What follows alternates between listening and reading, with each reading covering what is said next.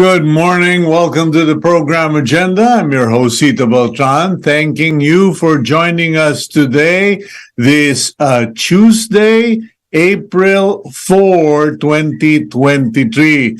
It's a significant day for us, for me personally, because it would have been the 87th birthday of my father, Louis Beltran, and it has been an interesting beginning to the day because it rained.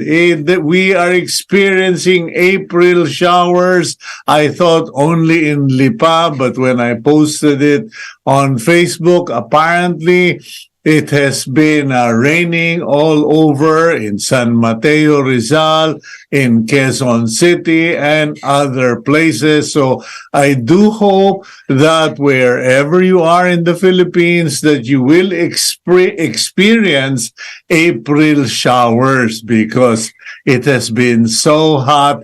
Pati yung isang manok ko na heat stroke na. Anyway, good morning and thank you to those of you who are subscribers of Cignal TV, viewers of One News, and of course those watching us on channels 8 and 250, as well as those who watch us via Facebook and YouTube. Thank you also to PLDT, Home Fiber Optic Internet, and everyone else that supports the program here and abroad. Today, let's get on with our daily starter, and it seems to align itself with our topic for today because later we will be interviewing a good friend, a regular on agenda, a businessman, also a very experienced senior executive who retired from a multinational corporation, and we can talk to him about business, but also how this late in life, he seems to be into YouTube, into video, Instagram, etc., and TikTok advising. Okay, so yung TikTok advising po, what I meant is that it seems to be a trend now. A lot of personalities or experienced business people or leaders have gone to TikTok, Instagram, YouTube, where they give tips, lessons, short, crisp, and precise, but nonetheless lessons that would take you many years if you had to learn it on the job. So we'll talk about that later. But first, let's go to our daily starter, and apparently it comes from Proverbs chapter 18 verse 16, and it goes, "A man's gift makes room for him and brings him before great men." Okay, now most of you might be thinking, nako, anong klaseng regalo yan, Sito? No, when I say a man's gift, or when the book of Proverbs says a man's gift makes room for him, it can go both ways, okay? Well, in the flesh, if you bring a gift to someone, di syempre magbubukas ng pinto. Syempre, they will welcome you into the room.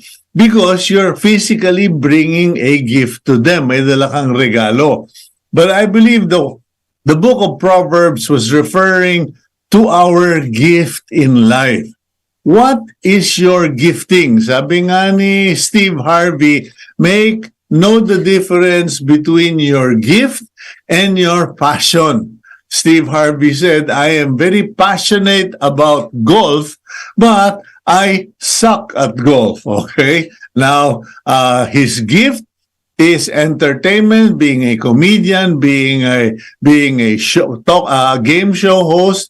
And so you have to know what your gift is, because your gift, more often than not, tells you what your purpose or God's purpose is in your life. And when you are gifted, that gift, if you develop it well, if you invest in it, if you actually pursue it, okay, it opens doors. People who don't have that gift want that gift, want to take advantage of that gift, or use that gift. This is Holy Week, so please allow me just this extra minute. A lot of people pursued Christ, Jesus Christ, when he was alive. A lot of people followed him because they saw he had different gifts. To some people, he was a miracle worker. To some people, he was a healer. To some people, he was a teacher. To some people, he was a comforter or an enabler. So what is your gift? Because your gift will open doors for you if you use it correctly. Okay. So yan na po. Let's now go to the front page of the Philippine Star and let's check on the news. The headline goes, Palace or Malacanang identifies 4 new EDCA sites. Okay, Malacanang yesterday announced the 4 new EDCA sites or locations deemed suitable and mutually beneficial as additional sites where U.S. troops would have access under the Enhanced Defense Cooperation Agreement or EDCA. These were namely in Naval Base Camilo Ocias in Santa Ana, Cagayan, Camp Melchor de la Cruz in Gamo, Isabela, Lalo Airport in Lalo, Cagayan, and Balabac Island in Palawan. Okay. So those are the 4 new additional sites where U.S. troops may locate themselves, may stay, etc. under the EDCA or Enhanced Defense Cooperation Agreement. At the top of the front page, DOJ chief sees Teves as the highest mastermind in the Degamo slay. That's also featured in a story at the bottom of the front page. Special Task Force Degamo, led by Interior Secretary Benhar Abalos and Justice Secretary Jesus Crispin Remulla, presents information on Marvin Miranda, tagged as a co-mastermind in the murder of Negros Oriental Governor Roel Degamo.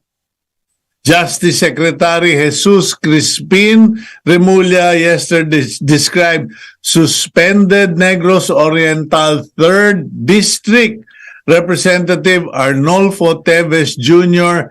as the highest mastermind and financier in the murder of Negros Oriental Governor Roel Degamo. So ayan po, nilatag na nila, wala nang second thoughts, larga na. Okay, at the top of the front page, you have a photo of people walking by the welcome sign at the Boracay Jetty Port in Aklan. Iyan po, iyan, yung welcome to Boracay. Okay, as a heavy influx of visitors is expected at the world-renowned island resort during this Holy Week. Iyan. In the middle of the front page, we have a photograph, okay, of candidates of Miss Philippines Earth 2023 as they pose for a selfie during a media presentation at the Lime Hotel in Pasay City. And below that, we have a story entitled Conserve Electricity, Join the Electric Bill Challenge. In a Facebook post, the Presidential Communication Office shared an infographic about the Department of Energy's Electric Bill Challenge.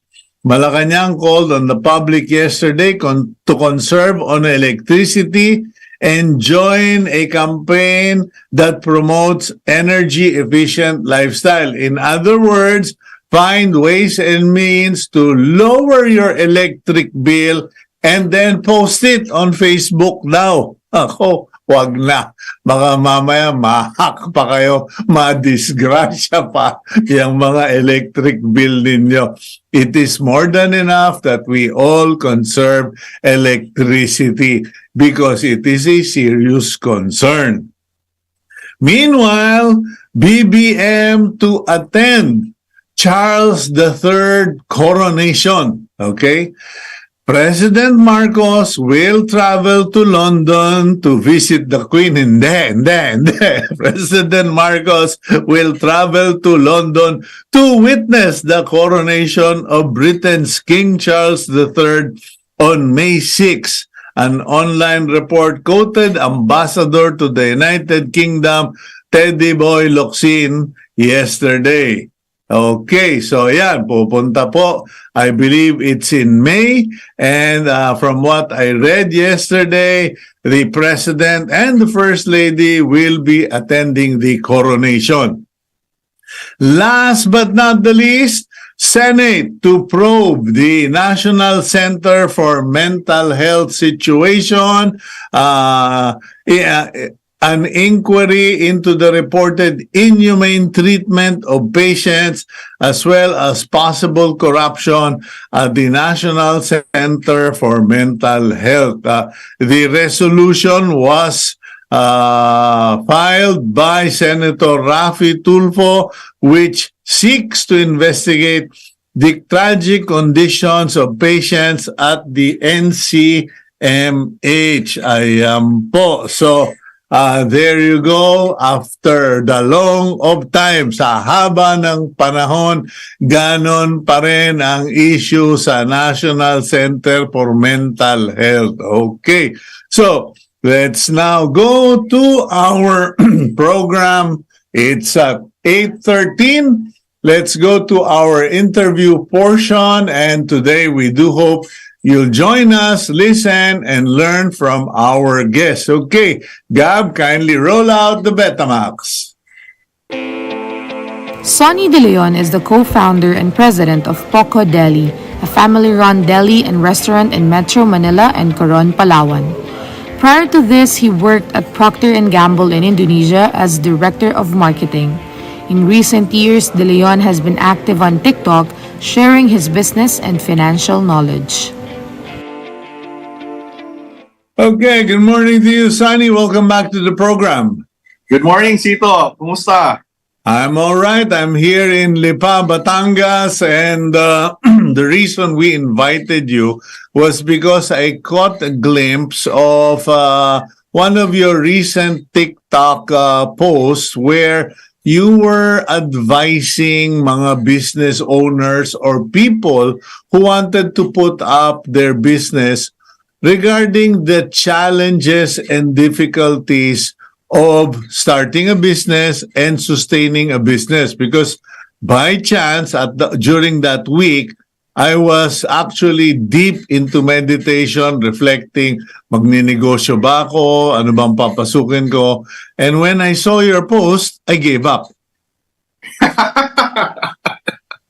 Mali yata yung sinabi ko. Nakakatakot ka naman kasi.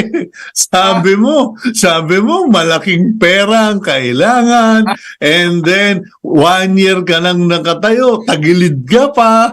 And you know, I mean, I was kind of wondering, do people really need to see this? It might scare them. But that's why I invited you, because people respect you for your opinion. I myself respect you for your experience, your wisdom, your opinion. And but when you posted that, parang sabi ko, mahirap pala talaga. Well, siguro let's start with the why. The reason I started doing that about 4 or 5 months ago was because of my own children. So we were coming out of the pandemic. We just restarted the business, and really very, very tough. And then in the middle of like family conversations over lunch or coffee, etc. And you know my children, right? They're 18, 24, and 25, 26. These are tough questions they ask, and the youth are asking is there even hope, right? Is it still worth the effort to start something, to work and all that? So, syempre, you'll give some encouraging advice and some opportunities, etc. But at the same time, they actually want to hear the truth, the good, bad, and the ugly. So at some point, one of my children said, "Hey, Dad, can I video what you're saying?" And then sabi ko, "Bakit?" I think this will benefit my classmates for asking about how to start a business, ganito, ganyan.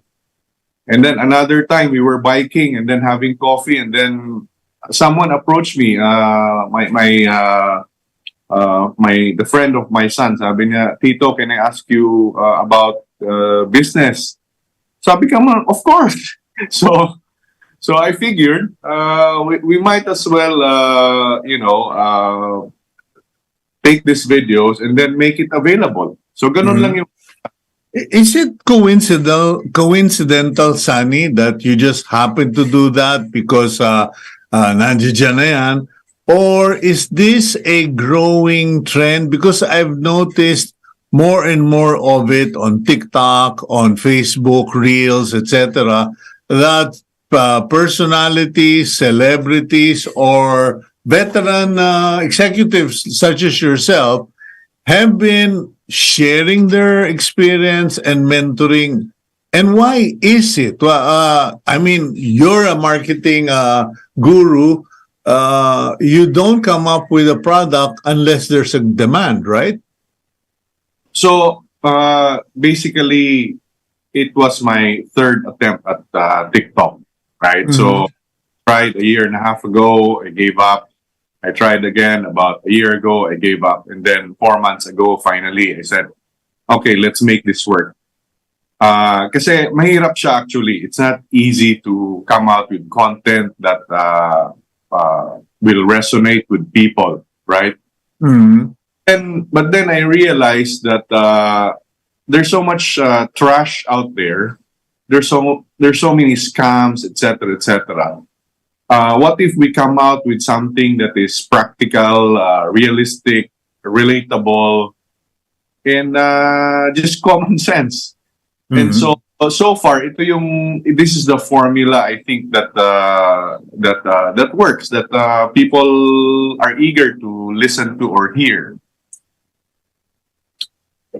Okay. Now, it works for a certain segment or a certain group of, I suppose, newbies.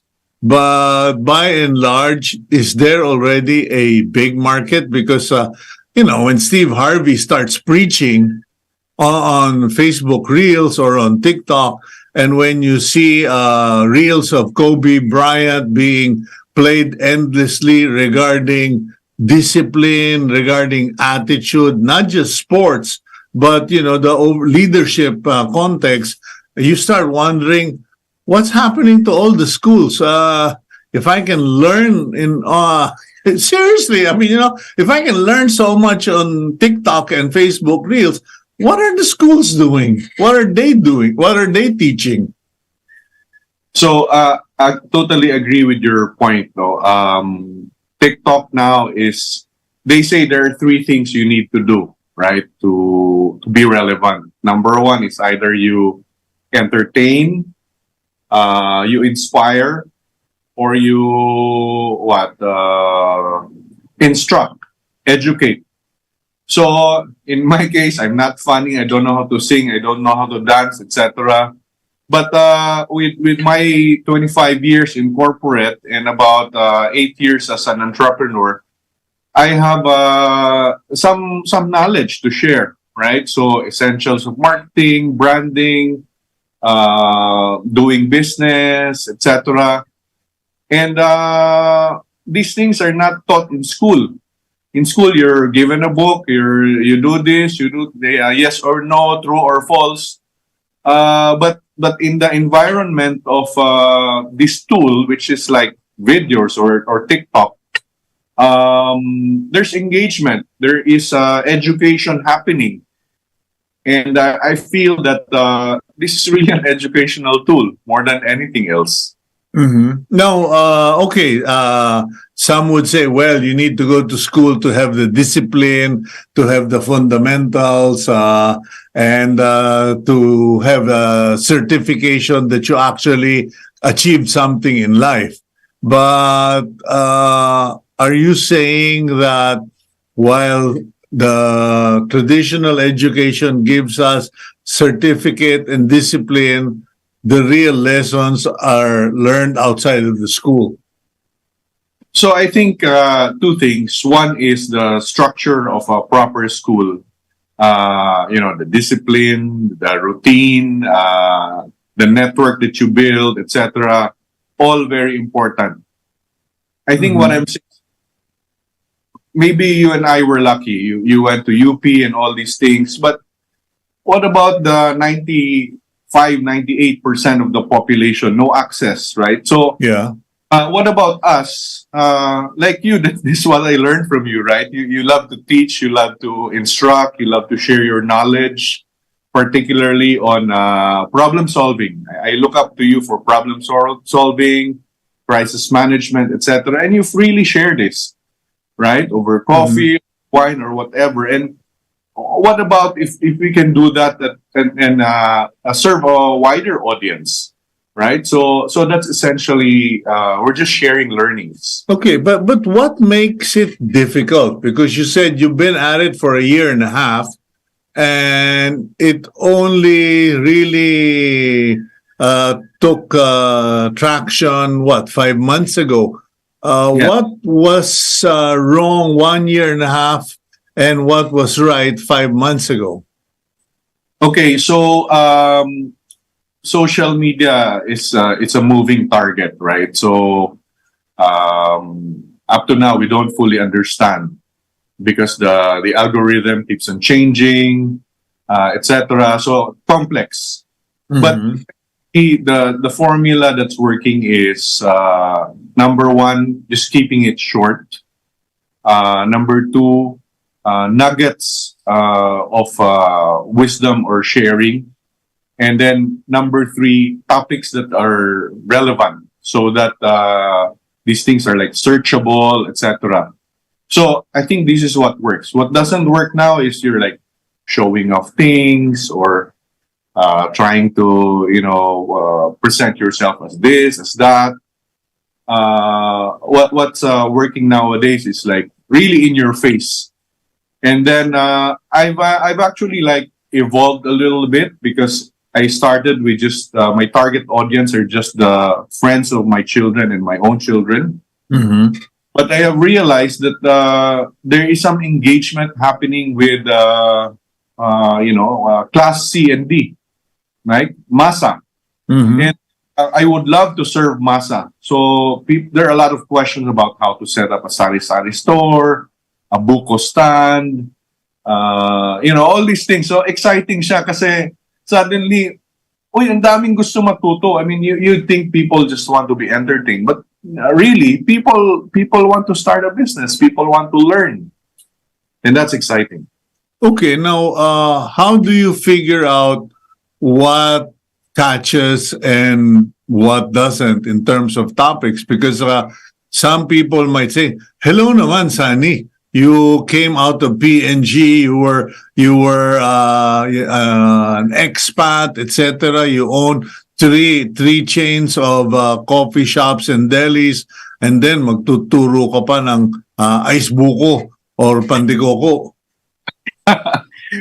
Yeah, so ano yan, Sito, natutunan ko is sa tatlong platforms, no? So Facebook, tapos Instagram at TikTok. So I post the same content, right? On these three platforms. They perform differently. So bakit? So bakit? Kasi number one, yung Facebook, mga kaibigan ko yon. So people like you na probably mas marami pang alam. 'Di ba? So parang sa kanila, it's not relevant. I post the same content on Instagram, wala. Medyo yes, okay, but Instagram, it's a different animal kasi Instagram, dyan ka dapat nagyayabang, di ba, etc. And that you showcase the, the new cars, etc. So again, yeah, it's okay. Pero si TikTok, parang democratized. This is for everyone. And the way the app operates is, it's based on interest. It's based on what you want to know, what you need to know. It's not based on your social network. Diba? So, parang nangyayari, mas maraming nakaka-access sa'yo. Kasi sa Facebook, Instagram, dapat kaibigan kayo eh. Diba? Pero dito, for example, gusto ko mag-start ng car wash. So, type ko yung car wash, tapos small business. So, lalabas si Sunny De Leon na how to start a car wash, etc. Anong price points, location, service, blah, blah, blah. Okay, so there's so many questions to ask, Sunny, but people tend to have, meron tayong parang, as far as impressions and reputations go, may original app. Kumbaga, no? It's like yung version 1995, yung Windows 2, yung mga ganon. People remember you or know you, Sunny De Leon, the graduate of this course, Sunny De Leon, the supervisor at this place, Sunny De Leon, who was the director in Singapore, in Indonesia, etc. Now, how do you break away from that? Because, if I were to do something similar, people would say, hello, ba journalist ka, commentator ka, columnist ka, pero when were you ever a crisis manager? Because people don't know, and I can't brag about it because it's highly confidential.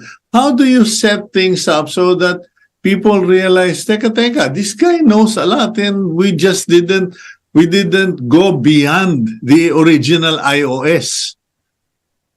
So, magandang tanong yan kasi, in fact, I wouldn't say they're bashers, but they're probably just curious, right? So, like, I had one story wherein I told my story about I started in the palengke. I was a truck salesman. That's where I learned the fundamentals of marketing, etc.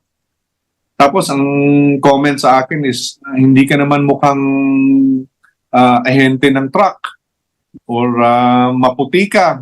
Tapos may mga tanong pa na hindi ka naman yung Tagalog mo parang Bisaya. So anyway, there are so many like biases. Parang we're boxed into certain roles. Pero sabi ko, I'm already, 55? I probably had to have a good 10 years more to be able to share. People will probably still listen to me, etc. So, just like a candle, I'll use myself up and be useful to my children, society, etc. Now, I just have to be very upfront about the roles I play. So, definitely, we run a Poco Deli, which targets AB. And then my what do you call it, a vlog, I don't even know, target CD. But to be honest, that's the market I want to serve, right? I mean, these are the people who are unschooled, who have no access to Ateneo or all of this. Bakit? I mean, why can't we serve them? In fact, alam mo, Sito, nakakaiyak, di ba? Pero do you know the number one employer in the Philippines? Sino? The Philippine government. The Philippine government employs about 1 million people. Okay. But small business owners employ almost 3 million. Oh, okay. Yung mga mom and pop, mga sari-sari, mga karinderya. Oh, the biggest multinational or conglomerate probably employs 50,000. Maybe that's San Miguel, right? So, it's our best interest to actually help the small businessmen. And then, if you line up the problems they have, right? It's cash flow, it's HR, government regulation, marketing, mga ganyan. Wala namang nagtuturo sa kanila. 'Di ba? Kaya yung success rate nila is what? 20%? 80% will close within the next couple of years. So, parang feeling ko kung may way na matulungan natin sila, 'di ba? Ma-share natin knowledge, then why not? Okay, so how do you navigate yourself through all of this? Because you have three businesses, and then you still you of course you have a family, and parang hello, isn't your cup running over with responsibilities na ano ba naman, pati ba naman yan, papasukin mo pa, ang dami mo nang sakit ng ulo. Oh. So, ang maganda naman sito is we structured our little business, our little family business, like a proper company, right? Which is what I learned from my corporate employer. So, essentially, ang ginawa namin, we set up roles.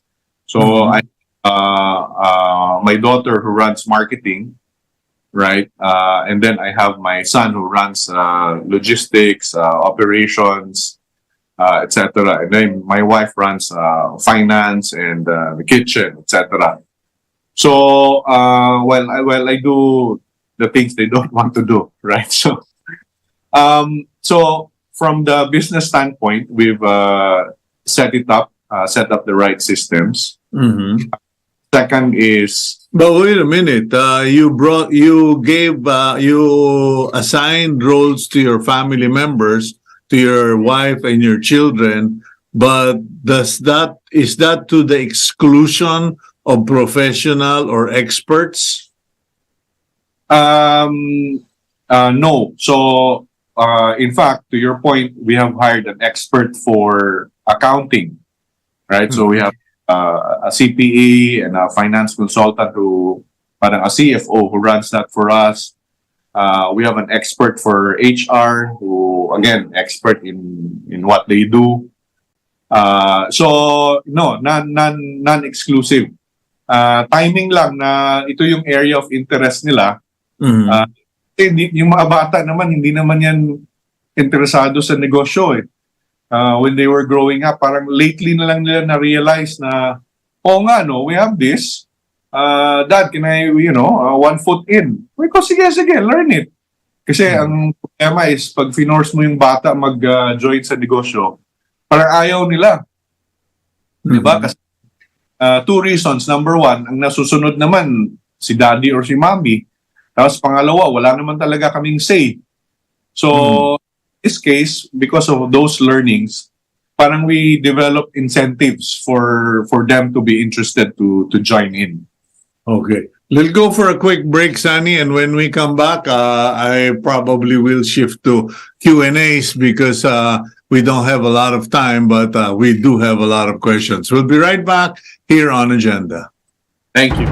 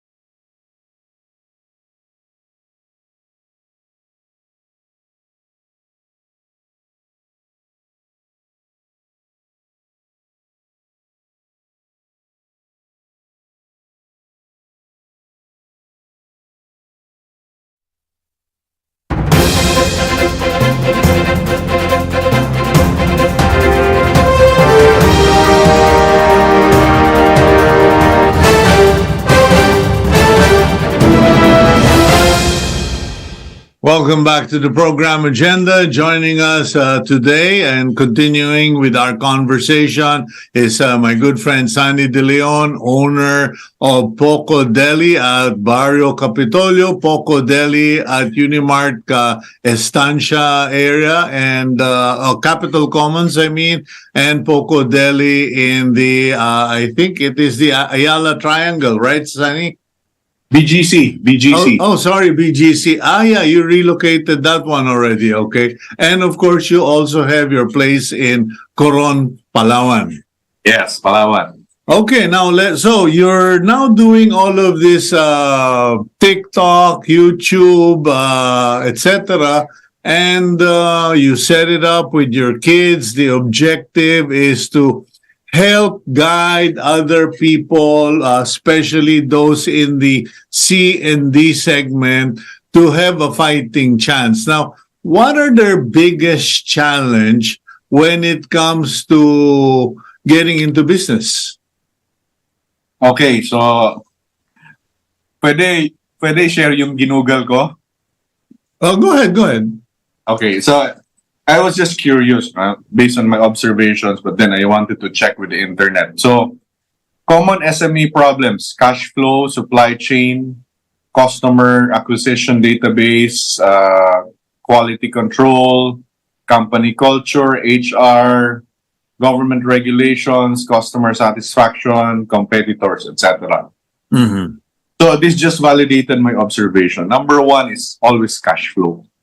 Kasi cash flow is how do you keep the lights on, right? So, sweldo ng tao, pambayad sa supplier, yan lahat. So, that's I think number one. Number two is marketing. So, akala natin like, Facebook, this will solve all our problems, marketing, etc. Diba? May awareness na tayo, may ganyan. Hindi, nagpapabayad si Facebook di ba? So may problema tayo dyan.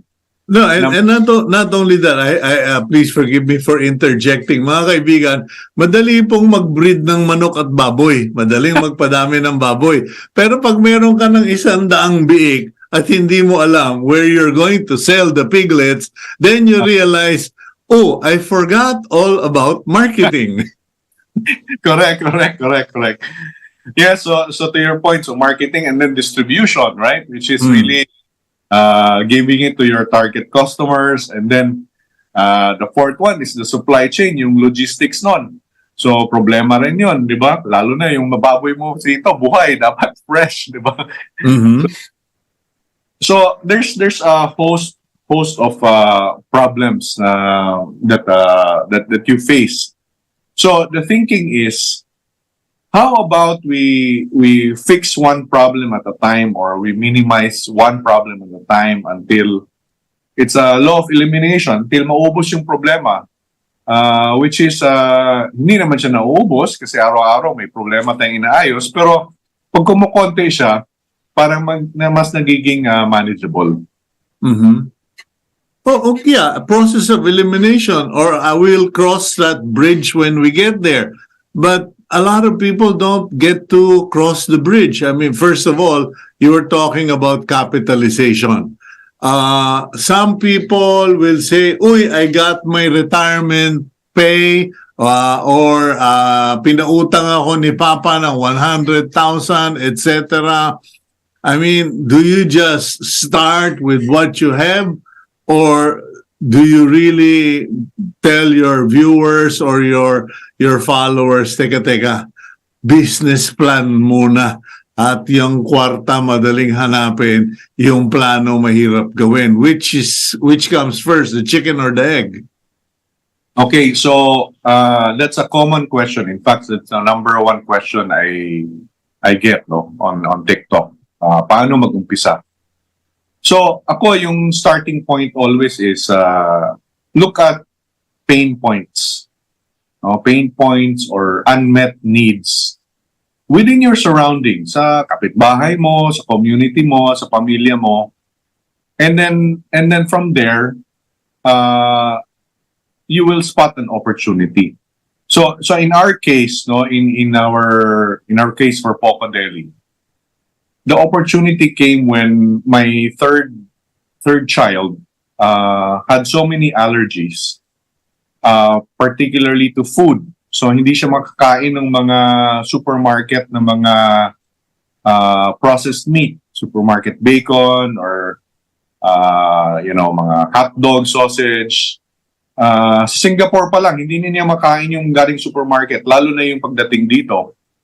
So what we had to do is we had to make our own bacon, our own sausages, etc. And then, wala lang, sa bahay lang to, para sa amin lang. And then eventually, sa mga bazaar, so may bumibili kasi may mga bata na may certain dietary requirements, di ba? Lalo na pag may nasa autism spectrum, kailangan talaga na walang chemicals, ganyan. So that need, that unmet need, became a business opportunity. Sige, pero wag na natin pag-usapan yan kasi komplikado yung food din. Excuse me. Siguro na lang car wash. 'Di ba? Sa street na lang sa Kapitolyo, siguro may 30 ka bahay. 'Di ba? Na lahat may kotse. Ang problema natin sa Kapitolyo ngayon is kulang sa car wash. 'Di ba? Kung magpapa-car wash ka sa Charlie's, parang 1 hour yung waiting. So, in my mind, sinuggest ko to dun sa isa kong viewer na, sige, may may power wash ka or may hose ka, may tabo ka, may ganito, ganyan. Alam mo ba, ang car wash, 200 pesos. Di ba? Kaya mo mag-wash ng 10 auto. So, 2,000 na yon. Di ba? So, ano punan mo?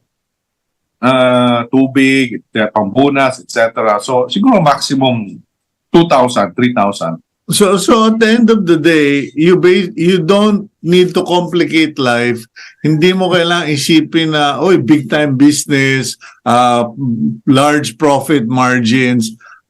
First of all, especially for the C&D, how to make money quickly, simply, and with less capital. So you're right, because car wash is one, and there are other many. I remember one of the hairstylists in Kapitolyo who kept telling me, Kuya, I want to put up my own salon. And I kept telling him, alam mo, may gunting ka, may suklay ka, may brush ka, at meron kang belo. Tama na yan. Wala kang binabayaran, wala kang kuryente, wala kang SSS, wala kang overhead, wala kang empleyado. But he refused to listen to me. He got into so many different partnerships, and he's finally retiring no better than when he started. And when I would talk to him, he would say, ay nako kuya, grabe, dapat nakinig ako siya because there's just so many problems involved. Not negative or bad or no horror stories, but he said at the end of the day, I would have had a better bottom line if I just did what you said. Kasi yung mindset pag empleyado tayo, lalo na pag boss ka, di ba? You're a direct company and then you left the company. And what's the first thing you want to do pag mag-start ka ng business? I want a nice office in BGC. I want a secretary, I want a car na ganito, ganyan. Magkano yan lahat, di ba? 10 million on all of that. Pero what's your product? What are you selling?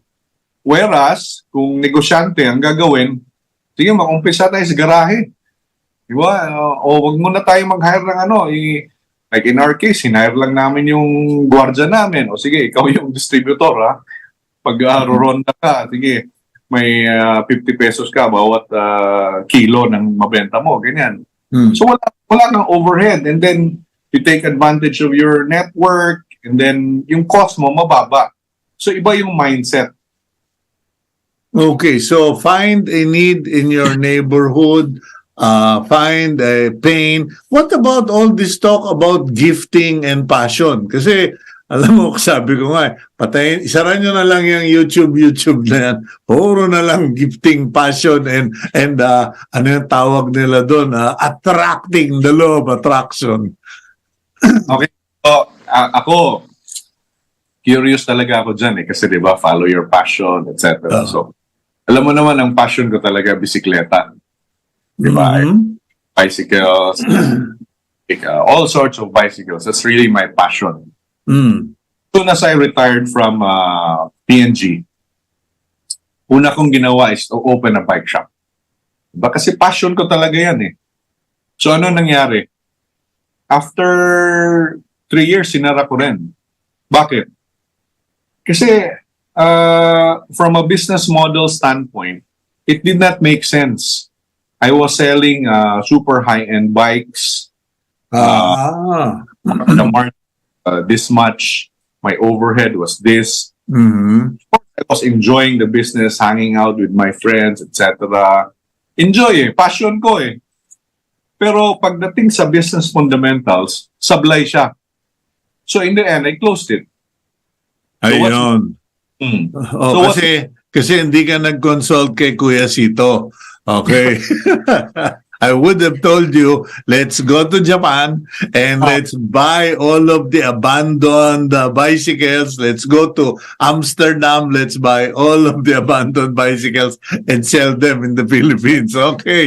We'll go for a quick break. We'll be right back here on Agenda.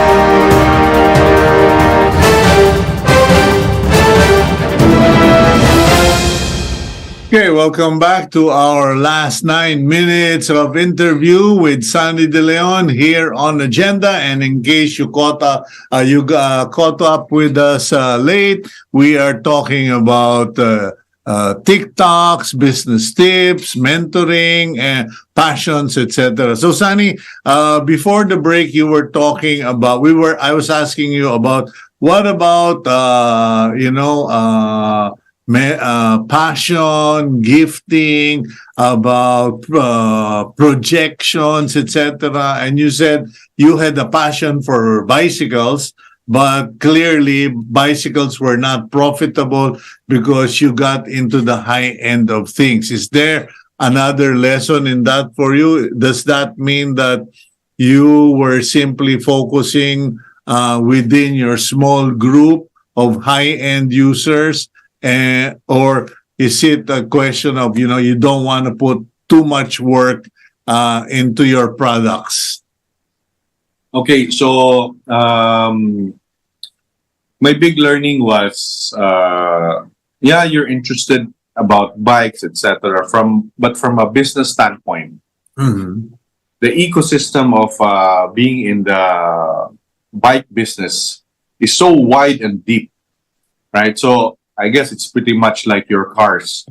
You need, network inventory, etc., service. It's just a complicated animal. So I still love bikes, but I realized this business is not for me. And so I got a partner and I walked away from him and let him take over. Okay, to that, let me add, because Sunny mentioned my cars, and a lot of people still have this impression that I still I'm still a car collector and that I have a lot of cars. Sorry to disappoint you, ladies and gentlemen. I sold them all because, like Sunny, I also discovered passion can often be unprofitable. It can be rewarding, it can be pleasing mentally or emotionally, but in terms of bottom lines, passions can eat you up like a hungry piranha. So, follow the gifting. Kasi, okay, kasi sa akin, my gifting is apparently media. This is where God wants me. He brought me into a media family, a family of writers, etc., a journalist who's my father celebrating his 87th birthday in heaven today. And that's my gifting and that's where I am. So what about you, Sunny? I mean, do you think your gifting was making chorizos and tapas and and what have you? Just like your father, Kuya, my father was a rancher in Bukidnon, down south, and so his business there was really a ranch with cows and all these things, pasture, and so we were essentially in the meat business. So we grew the cattle and then sell them for meat, right? And so parang what you're telling me, I was kind of born into this. Yeah. Grew up in a ranch. I grew up in a farm. I love the smell of the grass, even cow manure. Even cow manure doesn't turn me off because it's funny, right? It's what's used to fertilize, and this whole ecosystem I like. And then, my mother taught me how to make bacon and to smoke all these things and chorizos, etc. And then now it's my bread and butter. So in a way, you're saying the gifting, the calling, the upbringing, etc. It all comes together, and we were just thankful for what we were given. Okay, so for those who are starting from scratch, what are the tips that you give them? Because okay, you grew up in a ranch and farm. I grew up. My mother was English major. My father took up journalism. Was a journalist most of his life. So we're the end products, so to speak. What about those who are starting from scratch? So I would say three things. One is what are you good at, right? And just list them down. Second is what is needed out there in the market. Then anong kailangan? What are pain points? And then third is what are people willing to pay for? So pag tiningnan mo yan, you'll come up with something. Like, sige, ang typical Filipino, di ba? Gusto ko kotse, ganyan. Sige, mahilig ka sa kotse. Sige. Why not car wash? Di ba? Ilan mahugasan mo na sasakyan? Magkano yung willing sila magbayad? Di ba? Na, sige, 100, 200, 300 pesos.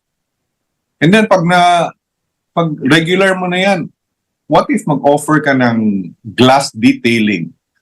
Which is, na-shock ako, ang glass detailing is 4,500. So meaning to say, isang customer pa lang na nagpa-glass detail sa'yo, kumita ka na ng 3,500 pesos. Diba? Many ways to expand your portfolio, your business. What you're good at is not necessarily a certified skill. It could be you're good at details, you're good at numbers, you're good with your hands. Like, alam niyo po mga kaibigan, maraming yan ini-small, but even here in Lipa, we are at our wits' end looking for carpenters, mga maayos na tubero, and it's gotten to the point where I am now doing most of my carpentry work. I've had to learn how to weld. I have had to learn how to use a spray gun. So if you're good with your hands, it doesn't necessarily have to be master skill. Pwede mong i-develop yan pagsiga mo lang. Most painters start with a small brush and become masters. Okay, so anyway, so yung price point, Sunny, I think that's important because most people can't figure out how do I know if people are willing to pay for this and what. So, balik tayo dun sa car wash kasi simple na negosyo, di ba?